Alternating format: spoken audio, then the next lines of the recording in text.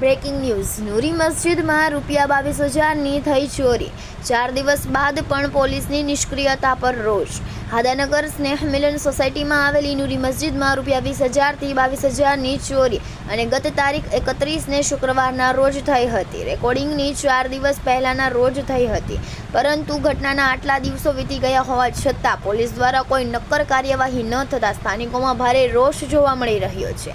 આ ઘટના અંગે શિરાજભાઈ વરૈયાના જણાવ્યા મુજબ ચોરીની આ સમગ્ર ઘટના સીસીટીવી કેમેરામાં સ્પષ્ટપણે કેદ થઈ છે। પોલીસને અમે આ સીસીટીવી કેમેરામાં બધું કેદ જ છે, એ ભાઈ આવી ગયા, એ બધું લઈ જાય છે અને સદકા પેટી લઈ ગયા અને શર્ટમાં સંતાડીને એ બધું દેખાય છે। સીસીટીવીમાં ક્લિયર આમ પોલીસ પાસે ચોરી કરનાર વ્યક્તિનો સ્પષ્ટ વિડીયોગ્રાફિક પુરાવો હોવા છતાં કાર્યવાહી કરવામાં વિલંબ થઈ રહ્યો છે। પોલીસ કાર્યવાહી સામે આકરા સવાલ શિરાજભાઈએ પોલીસની કામગીરી સામે ગંભીર સવાલો ઉઠાવ્યા છે। આજ 4 દિવસ થઈ ગયા છે અને હજી કોઈ જાતનું પોલીસનું એક્શન લેવામાં આવ્યું નથી। આવી નાની ચોરીની અવગણના કેમ કોઈ પોલીસ એક્શન નથી લેવાતું? આ તો નાની ચોરી હતી 20-22 હજારની, કાલ લાખો રૂપિયાની ચોરી હોય તો શું મસ્જિદમાંથી લઈ જવાનું ગમે તે વસ્તુ?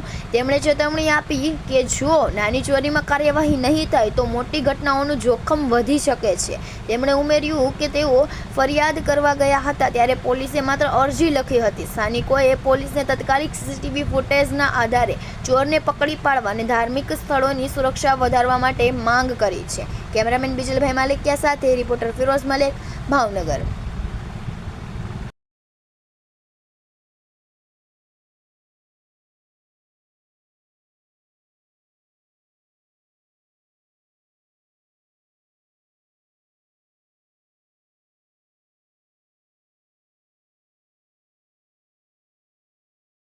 શિરાજભાઈ વારૈયા છે અને આદાનગર સ્નેહ મિલન સોસાયટીમાં નૂરી મસ્જિદમાં 20,000 થી 22,000 રૂપિયાની ચોરી થઈ છે। એ ભાઈ આવ્યા હતા અને અત્યાર સુધી 4 દિવસ થઈ ગયા છે। 31 તારીખે શુક્રવારે બનાવ બન્યો હતો।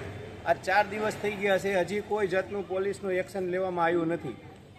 આ જે કાંઈ હોય મંદિરને મસ્જિદનું કામ હોય ત્યારે કેમ કોઈ પોલીસ એક્શન નથી લેતું?